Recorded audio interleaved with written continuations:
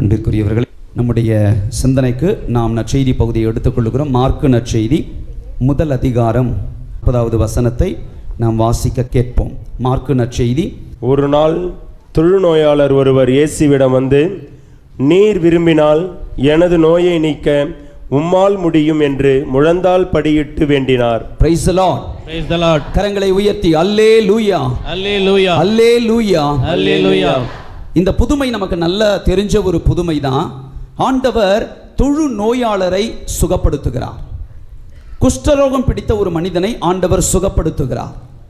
நமக்கு நல்லா தெரியும், தொழுநோய் இன்றைக்கு ஒரு வேளை இல்லாமல் இருக்கலாம். ஆனால் இங்கே இருக்கிற ஒரு நடுத்தர வயதில் இருக்கிறவங்களுக்கும் அதுக்கு மேலே இருக்கிறவங்களுக்கும் நல்லா தெரியும், நம்மளுடைய தேசத்திலேயே அந்த குஷ்டரோகம் தொழுநோய் பல ஆண்டுகளுக்கு முன்பாக இருந்தது. பார்ப்பதற்கே அந்த மனுஷனுடைய அந்த உடல் வீங்கி போயிருக்கும். கால்கள் எல்லாம் பெருசு பெருசாக இருக்கும், புண்கள் இருக்கும், சீழ் இருக்கும், பக்கத்தில் போனால் நாற்றம் அடிக்கும். இன்றைக்கு அந்த நோய் பெரும்பாலான இடத்துல இல்லை, அது முற்றிலுமாக கூட இல்லாமல் ஆகிவிட்டது என்று கூட நம்ம சொல்லலாம். ஆனால் ஒரு காலத்தில் அப்படி இல்லை. அந்த நோய் மிக கொடுமையான ஒரு நோயாக இருந்தது. இயேசு ஆண்டவர் வாழ்ந்த பொழுது இந்த தொழுநோய் பிடித்த மனிதர்களும் எப்படிப்பட்ட நோயாக இருந்தாலும் சரி, அந்த தொழுநோயாளி பிடித்த அந்த மனிதனையோ மனுஷியையோ அந்த சமூகம் புறம் தள்ளினது. இந்த மனிதனோ மனுஷியோ பாவம் செஞ்சிருக்கிறான், அதனால கடவுள் பத்தி அந்த நோயை கொடுத்து தண்டிச்சிட்டாரு. இந்த தொழுநோய் பிடித்த மனிதன் ஐயா தீண்டத்தகாதவன், தீட்டு, அதனால இவன் ஊருக்குள்ள வசிக்க வேண்டியவன் இல்லை, இவன் சபிக்கப்பட்டவன், இவன் 2ஆம் தரப்பட்ட குடிமகனாக இருக்கிறான், அவன் யூதனாக இருந்தா கூட சரி. யூதர்கள்லாம் தங்களை ரொம்ப பெரிய ஆளுன்னு நினச்சிட்டு இருந்தவங்க. அப்படி யூதர்களிலேயே ஒருத்தனுக்கு தொழுநோய் வந்துருச்சுன்னா அவன் தீட்டுப்பட்டவனாக கருதப்பட்டாங்க.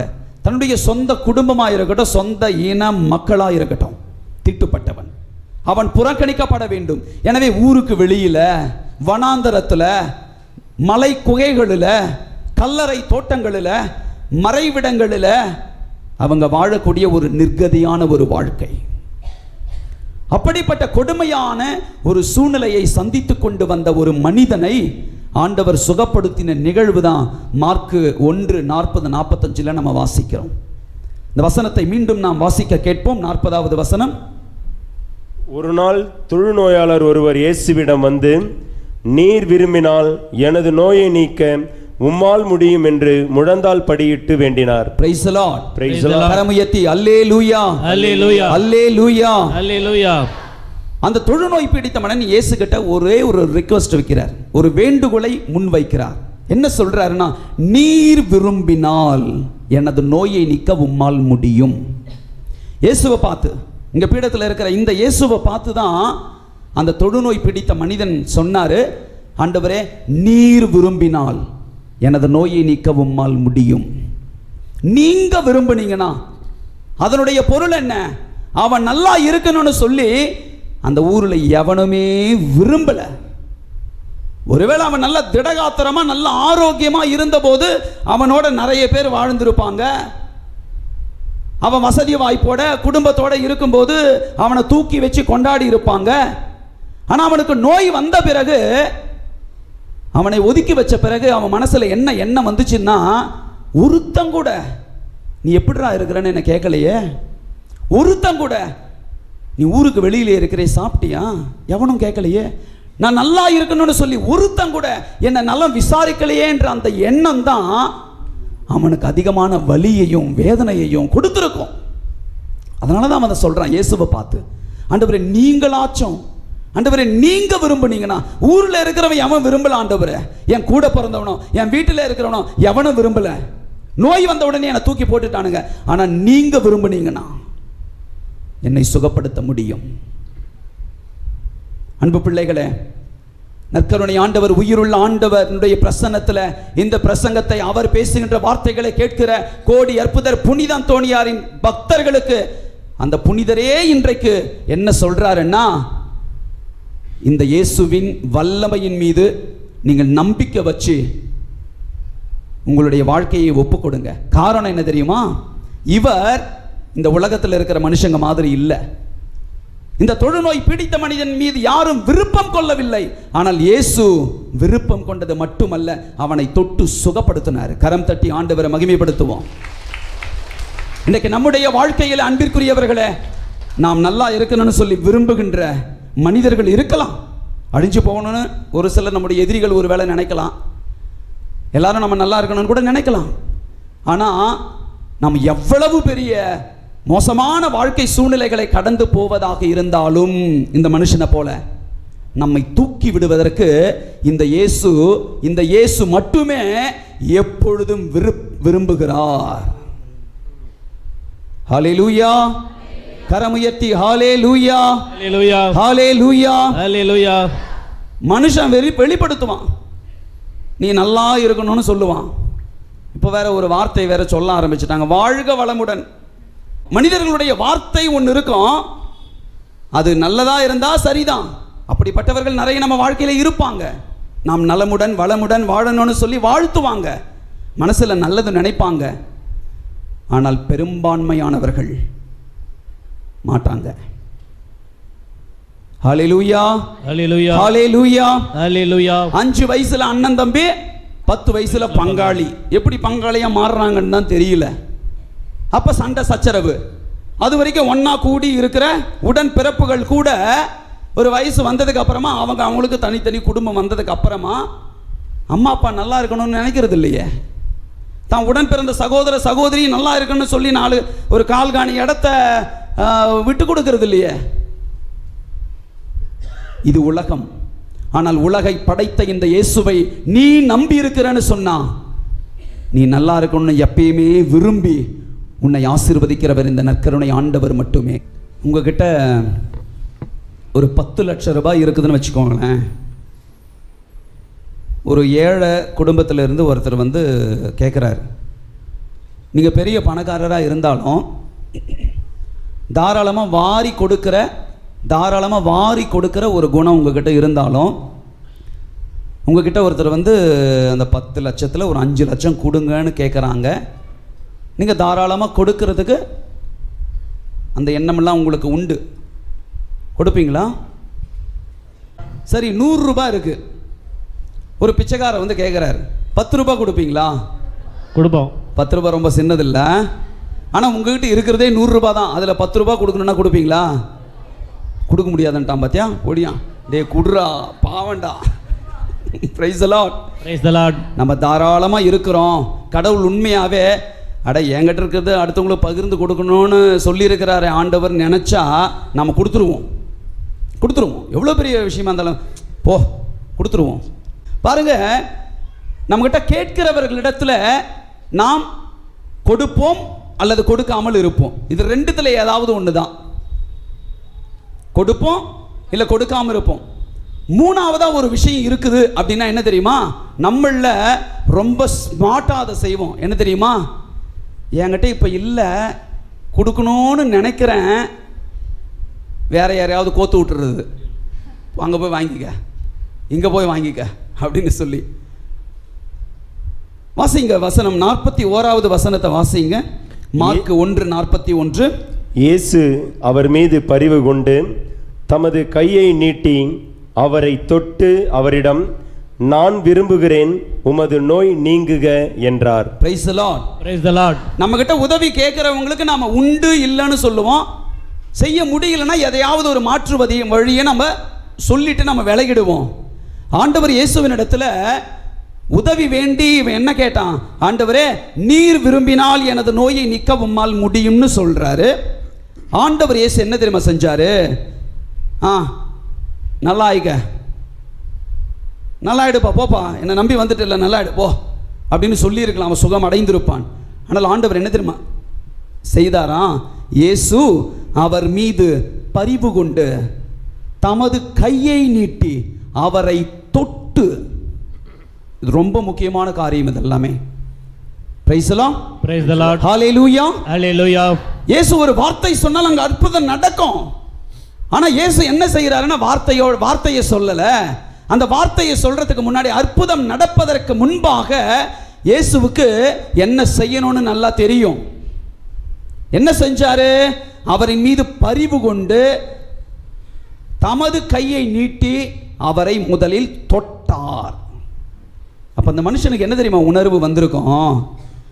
குஷ்டரோகம் பிடிச்சவன தொடக்கூடாது. அவனுடைய உடல்ல இருந்த வலியை விட உள்ளத்துல எவனுமே என்ன தொடலையே, நான் நல்லா இருக்கணும்னு விரும்பலையே, அப்ப அந்த உள்ளத்துல இருக்கிற நோயைத்தான் முதல்ல தூக்கி போடணும்னு இயேசுவுக்கு நன்றாய் தெரிந்திருந்தது. கரம் தொட்டி ஆண்டவரை மகிமைப்படுத்தும். நல்லா தட்டுங்க.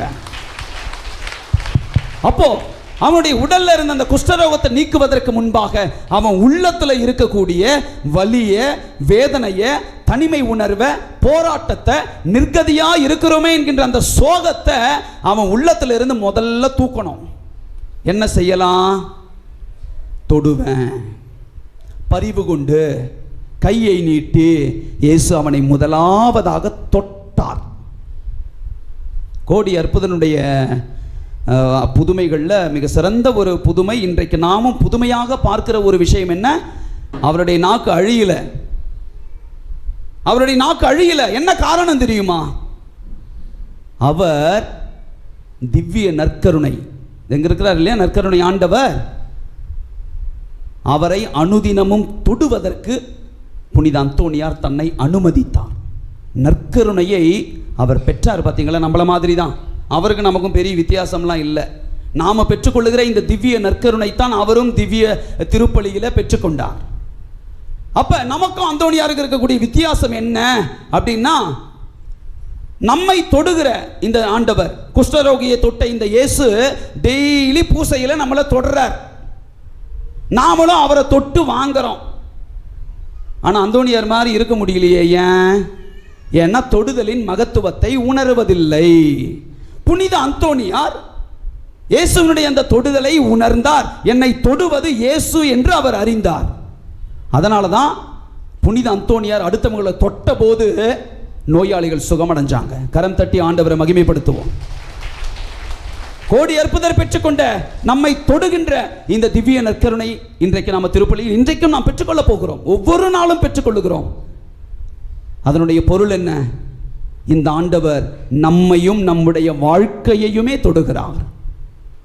அற்புத அதிசயம் எல்லாம் நடக்கிறது ஆண்டவர் இயேசுவுக்கு மிக சுலபம். இந்த தொழுநோய் பிடித்த மனிதனுடைய வாழ்க்கையில் அதை செய்திருக்கலாம். ஆனா முதல்ல அவனை தொடணும்னு சொல்லி ஆண்டவர் விரும்புறார். தொட்டார். அதன் பிறகுதான் அற்புதம் நடந்துச்சு. தொழுநோய் நீங்கிற்று. Price the Lord. ஹalleluya. ஹalleluya. அன்பிற்குரியவர்களே, நம்மை ஒவ்வொரு நாளும் தொட்டு நம்மை சுகப்படுத்தக்கூடியவர் இந்த இயேசுதான். கரங்களை தட்டி ஆண்டவரை மகிமைப்படுத்துவோம். அப்ப அற்புதங்கள் அதிசயங்களை எல்லாம் நிறைவேற்றுவதற்கு முன்பாக இந்த இயேசுவுக்கு நல்லா தெரியும் நமக்கு என்ன அடிப்படையில் செய்யணும்னு தெரியும். ஒருவேளை நீங்க பல வருஷமா ஏதோ ஒரு வேண்டுதலோட நீங்க இந்த ஆலயத்துக்கே நம்பி நீங்க வந்துகிட்டே இருக்கலாம். இன்னைக்கு கூட பல கேள்வியோட நீங்க உட்காந்துருப்பீங்க. அப்படிப்பட்டவங்க, இத்தனை மாசமா வந்துனுக்கிறேன், 13 வாரமா வந்துனுக்கிறேன், ஒரு பிரயோஜனம் இல்லையே, அற்புதம் நடக்கலையேன்ற அந்த ஒரு கேள்வியில கூட நீங்க அமர்ந்திருக்கலாம். கவலைப்படாதீர்கள். இந்த தொழுநோய் பீடித்த மனிதனுக்கு முதல்ல என்ன தேவைப்பட்டுச்சோ, தொடுதல் தேவைப்பட்டுச்சு இல்லையா? அதே மாதிரி நம் ஒவ்வொருவருடைய வாழ்க்கையிலும் அடிப்படை காரியங்களை ஆண்டவர் செஞ்சு முடிச்சிட்டு இவருடைய விருப்பத்தின்படி, இவருடைய திட்டத்தின்படி என்றைக்கு, எந்த நாள்ல, எந்த மணி நேரத்தில் உங்களுக்கு நீங்க வேண்டினதை கொடுக்க வேண்டும் என்று அவர் திட்டம் வைத்திருக்கிறாரோ அதை கொடுத்து நிறைவேற்றுவார். கரங்களை தட்டி ஆண்டவரை மகிமைப்படுத்துங்க. அப்போ இந்த ஆண்டவர் இயேசு என்ன செஞ்சுக்கிட்டு இருக்கிறாரு? ஃபவுண்டேஷனை போட்டுட்டு இருக்கிறார். என் ஜெபம் கேட்கப்படலைன்னு அப்ப நீங்க நினைக்க கூடாது. தன்னால நான் நம்பி இருக்கிறேன்னு நினைக்காதீங்க. ஆண்டவர் ஒரு வீடு கட்டணும்னா கடகால கட்டிட்டு தான் அதுக்கு மேல வீட்டை கட்டிக்கிட்டே போவோம் நம்ம. அப்ப இன்றைக்கு நம்முடைய வாழ்க்கையில துன்ப துயரங்கள், வேதனைகள், தனிமை உணர்வுகள், தீராத நோய்கள், கடன் பிரச்சனைகள் யாவற்றையும் சுமந்து கொண்டு இந்த ஆண்டவருக்கு முன்பாய் இன்றைக்கு நாம ஜெபத்துக்கு வந்திருக்கிறோமே. இந்த இயேசு சொல்றாரு, கவலைப்படாதே, உனக்கு நான் அடித்தளத்தை அமைத்துக் கொண்டிருக்கிறேன். ஏன்னா இந்த வேதனையும், இந்த கண்ணீரும், இந்த நோயும், இந்த கடன் பிரச்சனையும், குடும்பத்தில் நடக்கிற சண்டை சச்சரவும், நீ எதை நினைச்சு பயப்படுறியோ அந்தந்த காரியங்கள் தான் உன்னை வலுப்படுத்தும். கரங்களை தட்டி ஆண்டவரை மகிமைப்படுத்துவோமா? ஹல்லேலூயா, ஹல்லேலூயா. ஹல்லேலூயா. ஹalleluya. அந்த மனிதனுடைய தொழுநோய் பிடித்த மனிதனுடைய அந்த தனிமை, அந்த சூழ்நிலை தான் இயேசுவினிடத்தில் வருவதற்கு உதவி செஞ்சிச்சு. அன்பிற்குரியவர்களே, இந்த தொழுநோய் பிடித்த மனிதன் இயேசுவை தொட்டான். 40வது வசனத்தில் வாசிக்க கேட்டோம். முழந்தாள் படியிட்டு வேண்டினார். முட்டி போட்டு வேண்டுறார், முட்டி போட்டு வேண்டுறார், முழந்தாள் படியிட்டு வேண்டினார். ஹல்லேலூயா. ஹalleluya. ஆண்டவர் இயேசு 10 தொழுநோயாளர்களை சுகப்படுத்தி இருப்பார். சுகப்படுத்துவதற்கு முன்பாக வசனம் சொல்லும், அவர்கள் தொலையில் நின்று கொண்டு இருந்தாங்கன்னு இருக்கும். இயேசு சொல்றார், உங்களை போய் குருக்களிடம் காண்பியுங்கள். அவ்வாறு செல்லுகிற பொழுது ஒரு சமாரியன் சுகம் பெற்று திரும்பி வருகிறான், இயேசுவுக்கு நன்றி சொல்லுகிறான். வசனம் நமக்கு சொல்லும், அந்த தொழுநோய் நீங்க பெற்ற சுகமடைந்த அந்த ஒற்றை சமாரியன், நன்றி சொல்ல வந்த அந்த சமாரியன், அவருடைய செயல் எப்படி தெரியுமா இருந்துச்சு? இயேசுவின் பாதங்களை அவன் தொட்டான். நோயோடு இருக்கும்போது தூரத்தில் இருந்தான். நன்றி சொல்ல வரும்போது இயேசுனுடைய பாதத்தை தொடக்கூடிய பாக்கியத்தை 10 பேர்ல அவன் ஒருத்தன் தான் பெற்றுக்கொண்டான். நாம் தெரிந்து கொள்ள வேண்டிய அடிப்படை நம்பிக்கை என்னன்னா, நன்றி சொல்லுங்க. நீங்க கேட்டது நடக்கலைன்னா கூட நன்றி சொல்லுங்க. நன்றி சொல்ல சொல்ல என்ன ஆகும்னா, இயேசுனுடைய பாதபடிகளை நாம் இருக்க பற்றி கொள்ளுகிறோம்னு அர்த்தம்.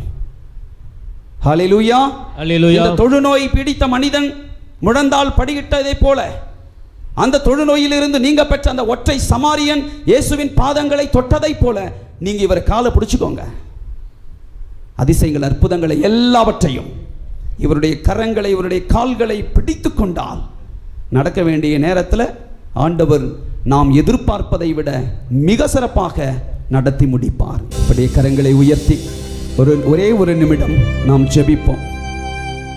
எங்கள் அன்பின் ஆண்டவரே, உம் சமூகத்திலே கரங்களை உயர்த்தி தங்களை அர்ப்பணிக்கின்ற உம் மகனையும் உம் மகளையும் நீர் ஆசீர்வதியுங்க. பல நோயினால, குடும்பத்தில் இருக்கிற பல துன்பங்களினால, சண்டை சச்சரவுகளினால, வாழ்விலே நிறைய தடைகளால, பய உணர்வுகளால, தனிமை உணர்வுகளால வந்திருக்கிற அப்பா, வாழ்க்கையில சொல்லுன்னா வேதனைகளோடு வந்திருக்கிற இந்த பிள்ளைகளை நீர் ஆசீர்வதிப்பீராக. ஆண்டவரே, இன்றைக்கு கரங்களை உயர்த்தி தங்களுடைய உள்ளத்தை உம் கரங்களிலே ஒப்பு கொடுக்கிற இந்த ஜனத்தை உம் வல்லமையினால் நீங்க நிரப்புங்க. உம்மை விட்டால் எங்களுக்கு வேறு யாரு உண்டு ஆண்டவரே? நீரே எங்கள் வாழ்வின் எல்லாமுமாய் இருக்கிறீரே. உம்முடைய வல்லமையை பொழிந்தவர்களை ஆசீர்வதியும். நான் விரும்புகிறேன் என்று சொல்லி உம்முடைய கைகளை நீட்டி தொழுநோய் பிடித்த மனிதனுக்கு நீர் சுகத்தை கொடுத்தீர. உம்முடைய சன்னிதானத்திலே கரங்களை உயர்த்தி அதே மனிதனை போல தங்களுடைய வாழ்க்கையில் இருக்கிற துன்பங்கள் நீங்க வேண்டும் என்று ஜெபிக்கிற இந்த கூட்டத்தை இயேசுவே இன்றைக்கு நீர் ஆசீர்வதிப்பீராக. மகனே, மகளே, உன் துன்பம் முடிவுற்றது, நானே உன்னை நலமாக்கும் ஆண்டவர் என்று பிள்ளைகளுக்கு நீர் இன்றைக்கு உறுதிபட சொல்வீராக. துன்பங்கள் நீங்கட்டும், வியாதிகள் நீங்கட்டும், மன சஞ்சலங்கள் நீங்கட்டும், தற்கொலை எண்ணங்கள் மறையட்டும், இருள் நிறைந்த வாழ்வின் பாதை நீங்கி வெளிச்சம் வரட்டும். பில்லி சூனிய மாந்திரிக கட்டுகள், அந்தகார சக்திகளின் பிடியில் இருக்கிற பிள்ளைகளுக்கு இயேசுவே இப்பொழுது விடுதலை உண்டாகட்டும். ஆமென். உம் வல்லமை அப்படிப்பட்ட பிள்ளைகளின் குடும்பங்களை இன்றைக்கு சந்திக்கட்டும். தீமைகளை எல்லாம் இந்த நாளிலே நீர் விலக்கி போடும். இயேசுவே, நீர் ஒவ்வொரு நாளும் எங்களை தொடுகிற நற்கருணை ஆண்டவராக வருகிறீர. இன்றைக்கும் நான் பெற்றுக்கொள்ள போகிற உம்முடைய திருவுடல் திரு ரத்தத்தின் தொடுதலை நான் உணர, அதனால் நான் சுகமடைய நீர் அருள் கூறுவீராக. நான் விடுதலையை பெற்றுக்கொள்ள நீர் உம் கரத்தை நீட்டி என்னை சுகப்படுத்துவீராக.